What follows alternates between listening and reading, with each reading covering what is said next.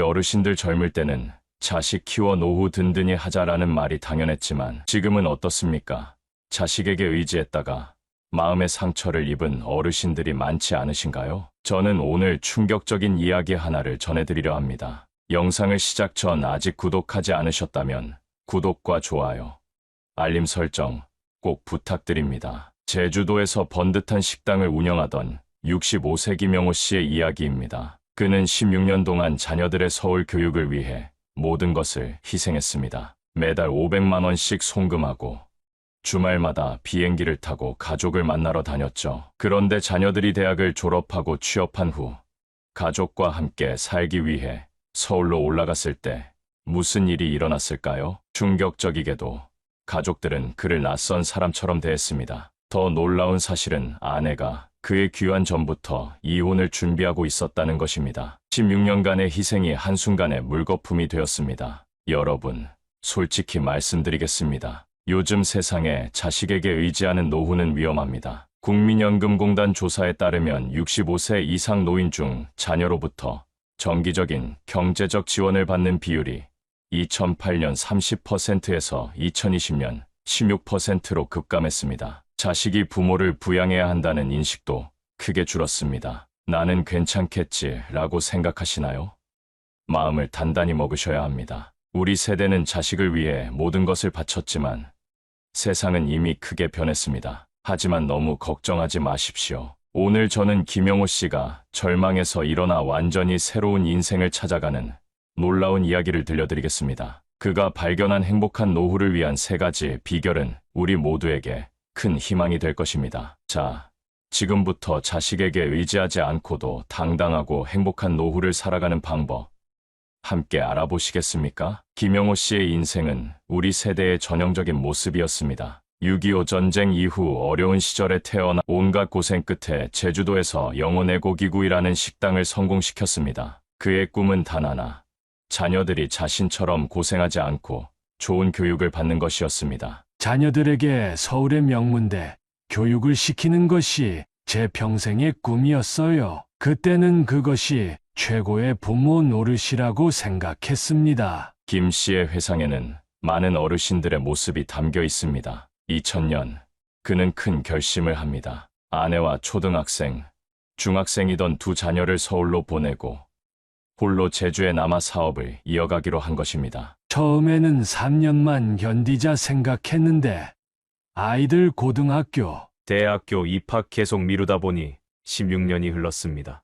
그는 매달 500만 원씩 서울로 송금했고 한 달에 1~2번 비행기를 타고 가족을 만나러 다녔습니다. 주말마다 가족과 함께하는 짧은 시간이 그에게는 큰 위안이었습니다. 자녀들이 좋은 학교에 다니는 모습을 볼 때면 모든 고생이 눈 녹듯 사라졌어요. 하지만 시간이 흐를수록 가족과의 관계는 미묘하게 변해갔습니다. 통화는 점점 짧아졌고 대화 내용도 주로 돈 이야기가 대부분이었습니다. 처음에는 아이들이 공부 이야기, 학교 이야기를 제잘제잘했는데 나중에는 아빠, 이번 달에 과외비가 더 필요해요. 라는 말만 하더라고요. 마침내 큰아들은 서울대에, 작은 딸은 연세대에 입학했고 2 자녀 모두 대기업에 취업했습니다. 김 씨는 꿈에 그리던 날이 왔다고 생각했습니다. 이제 내 역할은 끝났다. 가족과 함께 살 수 있겠구나 싶었죠. 2016년, 그는 16년 동안 운영하던 식당을 처분하고 서울로 올라갔습니다. 하지만 그를 기다리고 있던 현실은 상상과 달랐습니다. 집에 도착했을 때 아내와 자녀들은 마치 손님을 대하듯 어색하게 저를 맞이했어요. 그들의 눈에서 낯설미 느껴졌습니다. 식사 시간에도 대화는 없었고 자녀들은 각자의 방에 틀어박혀 있었습니다. 아내는 자신의 친구들과 더 많은 시간을 보냈습니다. 제가 있어도 없어도 그들의 삶은 전혀 달라지지 않았어요. 마치 투명인간이 된 것 같았습니다. 상황은 점점 악화되었습니다. 어느 날, 그는 우연히 아내의 휴대폰에서 변호사와 주고받은 메시지를 발견했습니다. 아내는 그가 서울에 오기 전부터 이혼과 재산분할을 준비하고 있었던 것입니다. 그 순간, 제 인생의 모든 희생이 물거품이 된 것 같았어요. 가족을 위해 모든 것을 바쳤는데 결국 남은 것은 아무것도 없었습니다. 가장 고통스러운 것은 이게 정말 내 가족인가라는 생각이었습니다. 김 씨의 이야기는 우리에게 중요한 교훈을 줍니다. 자녀를 위한 과도한 희생이 오히려 가족 관계를 망칠 수 있다는 것입니다. 자신의 삶과 행복을 완전히 포기한 채 자녀에게만 모든 것을 쏟아붓는 것은 결코 건강한 방식이 아닙니다. 그렇다면 이런 상황에서 김 씨는 어떻게 새로운 삶을 찾았을까요? 이제 그가 발견한 행복한 노후의 첫 번째 비결을 알아보겠습니다. 행복한 노후의 첫 번째 비결은 경제적 자립입니다. 모든 것을 잃은 김 씨는 제주도로 돌아왔습니다. 처음 몇 개월은 깊은 우울증에 시달렸습니다. 아침에 눈을 뜨면 왜 살아야 하는지 이유를 찾을 수 없었어요. 식당도 팔았고 돈도 거의 없었죠. 그러던 어느 날, 과거 식당에서 일했던 직원 유성 씨가 그를 찾아왔습니다. 사장님, 제가 작은 음식 재료 납품 회사를 시작했는데 사장님의 도움이 필요합니다. 이 제안은 김 씨에게 작은 희망의 불씨가 되었습니다. 처음에는 그저 시간을 보내려고 일을 도왔어요. 그런데 일을 하면서 깨달았습니다. 노년기에 가장 중요한 것은 경제적 자립이라는 것을요. 김 씨가 발견한 경제적 자립의 첫 번째 원칙은 작더라도 꾸준한 수입원 마련입니다. 처음에는 월급이 120만 원에 불과했어요. 하지만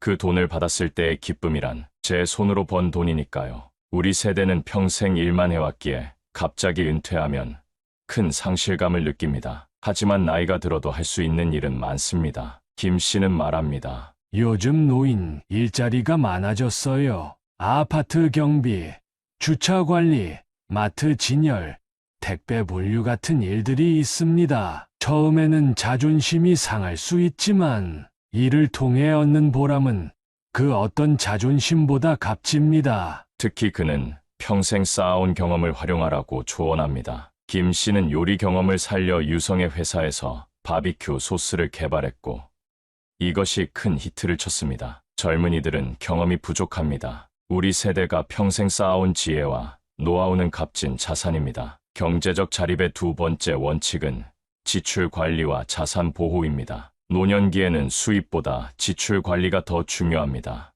옛날 어르신들 말씀처럼 벌기보다 쓰지 않는 게 더 큰 재산이라는 말이 맞습니다. 김 씨는 다음과 같은 실천법을 제안합니다. 첫째, 통장을 최소 3개로 나누세요. 생활비, 의료비, 비상금으로요. 특히 의료비 통장은 절대 건드리지 마세요. 둘째, 외식을 줄이고 집에서 직접 요리하세요. 건강에도 좋고 돈도 절약됩니다. 셋째, 정기적으로 불필요한 지출을 확인하세요. 쓰지 않는 유료 구독 서비스나 보험이 많을 겁니다. 특히 그는 자산 관리의 중요성을 강조합니다. 저처럼 가족에게 모든 재산 관리를 맡기는 실수는 하지 마세요. 자녀가 효도할 것이라는 막연한 기대로 모든 재산을 넘기는 순간 당신의 결정권도 함께 넘어갑니다. 김 씨는 법률 전문가의 도움을 받아 유언장을 작성하고 재산 관리 계획을 세웠습니다. 유언장은 죽음을 앞당기는 것이 아니라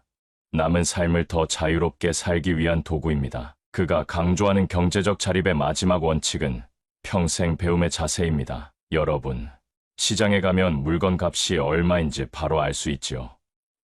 그런데 요즘은 모바일 뱅킹, 카드 포인트, 적립금 등 새로운 경제 활동이 많아졌습니다. 이런 것을 모르면 손해를 봅니다. 그는 70세에 스마트폰 뱅킹 사용법을 배웠고 72세에는 온라인 쇼핑몰에서 직접 소스를 판매하기 시작했습니다. 배우기 싫었지만 경제적으로 독립하려면 필요했습니다. 몇 번 배우니 생각보다 어렵지 않더군요. 김 씨는 경제적 자립이 단순히 돈의 문제가 아니라 인간의 존엄성과 직결된다고 말합니다. 자녀에게 용돈을 받으며 눈치 보는 삶과 스스로 번 돈으로 당당하게 사는 삶은 하늘과 땅 차이입니다. 경제적 자립은 행복한 노후의 기반이지만 그것만으로는 충분하지 않습니다. 이제 김 씨가 발견한 두 번째 비결, 노년의 삶에 의미를 부여하는 방법을 알아보겠습니다. 행복한 노후의 두 번째 비결은 의미 있는 활동 찾기입니다. 김 씨가 서울에서 제주로 돌아온 초기, 그는 하루 종일 텔레비전만 보며 시간을 보냈습니다. 아침에 일어나 밥 먹고, TV 보고, 점심 먹고, TV 보고 저녁 먹고 또 TV 보는 생활이었다고 합니다. 3개월 만에 10kg이 쪘습니다. 이런 생활은 그를 더욱 우울하게 만들었습니다. 평생 일만 하던 사람에게 갑작스러운 여유는 축복이 아닌 고통이었습니다. 시간이 너무 많은 것도 고통입니다. 특히 그 시간을 어떻게 써야 할지 모를 때는요. 행복한 노후의 두 번째 비결은 바로 의미 있는 활동을 찾는 것입니다. 단순히 시간을 때우는 것이 아니라 내가 가치를 느끼고 기여할 수 있는 일을 찾는 것이 중요합니다. 의미 있는 활동을 찾는 첫 번째 방법은 평생 미뤄두었던 관심사 찾기입니다. 우리 세대는 가족과 일에 모든 시간을 바쳤습니다. 자신이 진정으로 좋아하는 것이 무엇인지 생각할 겨를이 없었죠. 김 씨는 주변 노인들에게 늘 묻습니다. 젊었을 때 하고 싶었는데 못 해본 일이 무엇인가요? 그가 만난 한 할아버지는 평생 글쓰기를 좋아했지만 바쁜 생활 때문에 미뤄두었다고 합니다. 지금은 70대에 자서전을 쓰며 큰 보람을 느낀다고 합니다. 또 다른 할머니는 어릴 적 피아노를 배우고 싶었지만 형편이 어려워 포기했던 꿈을 76세에 이루었습니다. 처음에는 손가락이 잘 움직이지 않았지만 반년 만에 고향의 봄을 연주할 수 있게 되었죠. 그때의 기쁨은 말로 표현할 수 없었다고 하더군요. 김 씨 자신도 오랫동안 잊고 있던 요리에 대한 열정을 다시 발견했습니다. 식당을 운영할 때는 사업적인 측면만 생각했는데 이제는 순수하게 요리 자체의 즐거움을 느낄 수 있게 되었습니다. 의미 있는 활동의 두 번째 방법은 지역사회 참여와 봉사활동입니다. 인생의 마지막 단계에서 가장 큰 만족감을 주는 것은 누군가에게 도움이 된다는 느낌입니다. 김 씨는 제주도 노인복지관에서 주 2회 요리 강습을 진행하고 있습니다. 제가 평생 쌓은 요리 기술을 다른 어르신들에게 가르쳐드리는 일은 삶의 큰 기쁨이 되었습니다. 어르신들이 집에 가서 손주들에게 직접 요리해 주셨다는 이야기를 들을 때면 정말 보람을 느낍니다. 또한 그는 형편이 어려운 노인들을 위한 무료 급식소를 열었습니다. 처음에는 일주일에 한 번 20명 정도를 대상으로 시작했는데 지금은 일주일에 2번 50명 이상의 어르신들께 식사를 대접하고 있어요. 함께 밥을 먹으며 이야기를 나누는 시간이 제일 큰 행복이라고 합니다. 의미 있는 활동의 세 번째 방법은 자신의 지혜 나누기입니다. 우리 세대가 평생 겪어온 경험은 값진 자산입니다. 이를 다음 세대에게 전달하는 것은 중요한 사회적 기여입니다. 김 씨는 요즘 제주도의 중학교에서 삶의 지혜 특강을 합니다. 6.25 전쟁과 가난, 군사정권 시절의 이야기부터 IMF 위기를 어떻게 극복했는지 이런 경험을 아이들에게 들려줍니다. 역사책에는 나오지 않는 실제 경험이니까요. 의미 있는 활동이 주는 가장 큰 혜택은 하루를 시작할 이유가 생긴다는 것입니다. 아침에 눈을 뜨면 오늘 해야 할 일이 있다는 생각이 얼마나 큰 행복인지 모릅니다. 그 일이 비록 작은 일이라도 누군가에게 도움이 된다면 그것은 충분히 가치 있는 일입니다. 의미 있는 활동은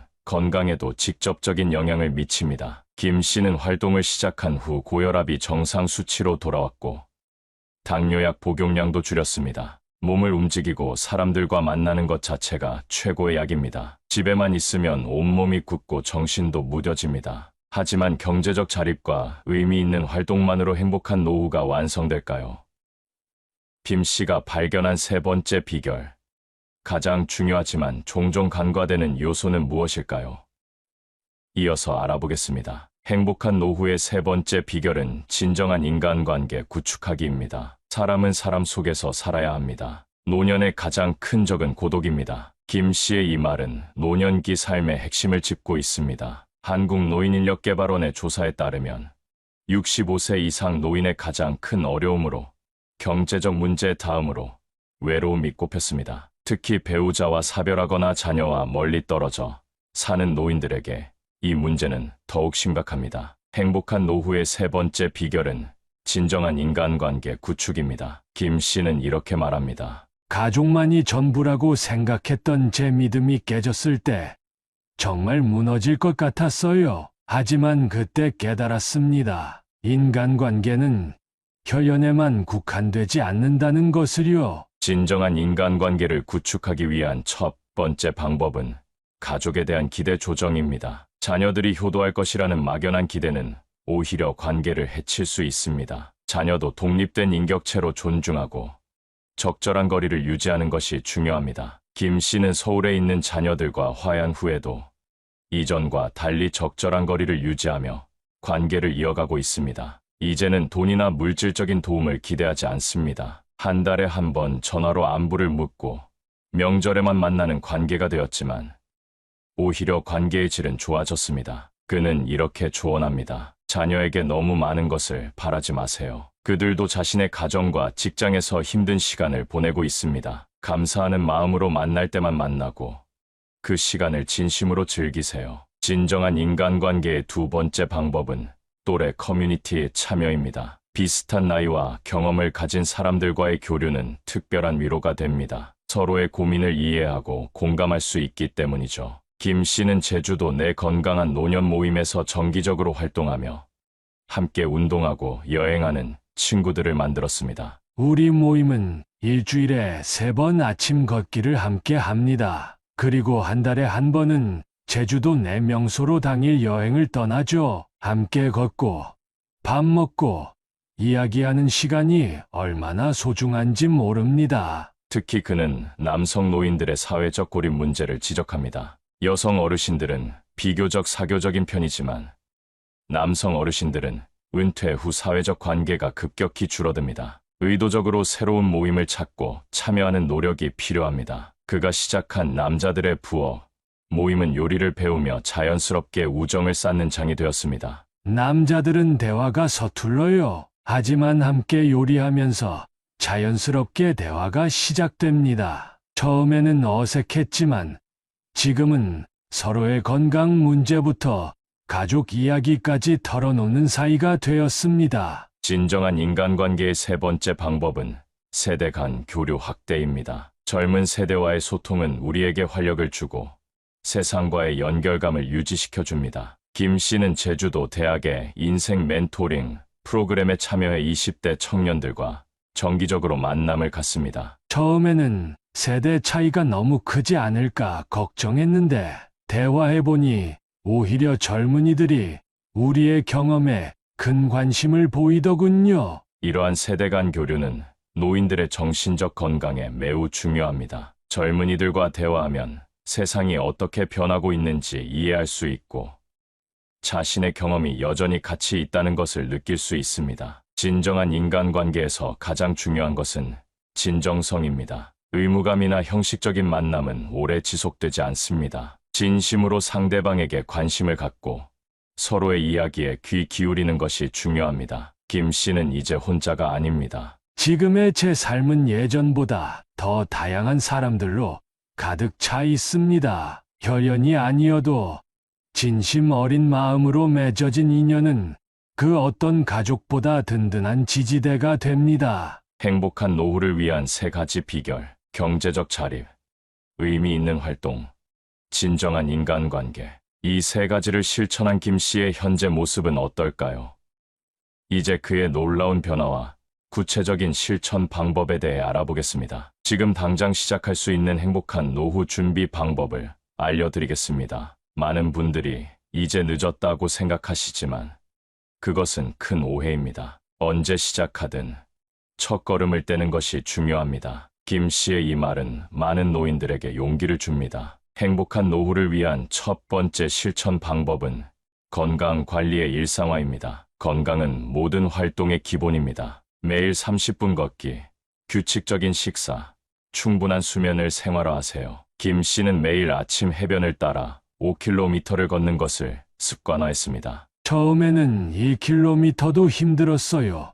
무릎도 아프고 숨도 찼죠. 하지만 조금씩 늘려가니 지금은 5km를 거뜬히 걷습니다. 걷기는 돈 들이지 않고 건강을 지키는 최고의 방법입니다. 그는 식습관의 중요성도 강조합니다. 반찬 가짓수보다 채소와 단백질의 균형이 중요합니다. 특히 노년기에는 단백질 섭취가 근감소증 예방에 필수적입니다. 두부, 계란, 생선 같은 양질의 단백질을 매끼 조금씩 드세요. 두 번째 실천 방법은 작은 수입원부터 시작하기입니다. 처음부터 큰 사업을 꿈꿀 필요는 없습니다. 주 1에서 2회 택배 상하차, 아파트 경비, 마트 진열, 요리 강습 등 자신의 체력과 능력에 맞는 일부터 시작하세요. 김 씨는 처음에 유성의 회사에서 주 3일 파트타임으로 일하면서 자신감을 회복했습니다. 젊은 시절 하던 일과 비슷한 일을 찾는 것이 가장 쉬운 시작입니다. 제가 식당을 운영했으니 식품 회사에서 일하는 것이 자연스러웠죠. 노인 일자리를 찾는 가장 좋은 방법은 주민센터와 노인복지관을 통하는 것입니다. 요즘은 노인 일자리 프로그램이 많아졌습니다. 공공근로부터 시작해서 민간 기업 취업까지 다양한 경로가 있어요. 주민센터에 가서 상담 받아보세요. 세 번째 실천 방법은 하루 1시간 새로운 것 배우기입니다. 노년기 학습은 치매 예방에도 효과적입니다. 스마트폰 활용법, 외국어, 악기 연주 등 매일 조금씩 새로운 것을 배우세요. 김 씨는 70세의 복지관 컴퓨터 교실에서 인터넷 사용법을 배웠고, 이후 스마트폰 활용법, 요리 앱 사용법 등을 차례로 익혔습니다. 배움에는 끝이 없습니다. 특히 디지털 기기 사용법은 이제 선택이 아닌 필수입니다. 디지털 교육의 중요성은 아무리 강조해도 지나치지 않습니다. 스마트폰 뱅킹, 쇼핑, 교통, 의료 앱 사용법은 이제 생존에 필수적입니다. 복지관이나 주민센터의 디지털 교육 프로그램을 적극 활용하세요. 네 번째 실천 방법은 의도적인 사회적 활동 참여입니다. 은퇴 후에는 자연스러운 인간관계가 줄어듭니다. 의도적으로 모임과 활동에 참여해야 고립을 방지할 수 있습니다. 김 씨는 처음에는 내성적인 성격 때문에 망설였지만 용기를 내어 동네 탁구 동호회에 가입했고, 이것이 새로운 인간관계의 시작이 되었습니다. 처음에는 내가 이런 데 어울릴 수 있을까 걱정했어요. 하지만 막상 가보니 모두 저와 비슷한 처지의 어르신들이더군요. 지금은 그곳에서 만난 분들과 가장 친한 친구가 되었습니다. 복지관의 다양한 프로그램은 사회적 활동의 좋은 시작점이 될 수 있습니다. 노래교실, 댄스교실,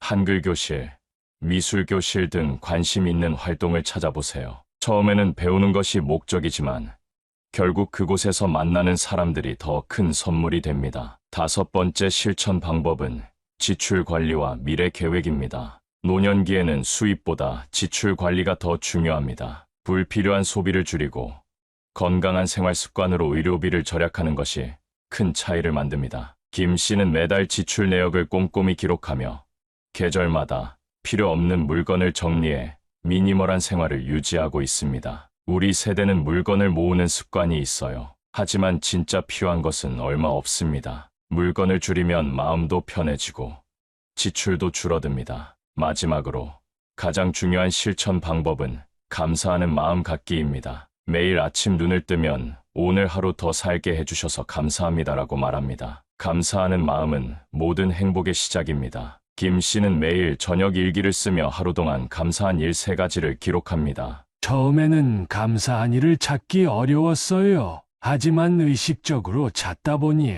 이제는 하루에도 수십 가지 감사한 일이 보입니다. 맛있는 밥 한 끼, 따뜻한 햇살, 반갑게 인사해준 이유, 작은 행복들이 모여 큰 행복이 됩니다.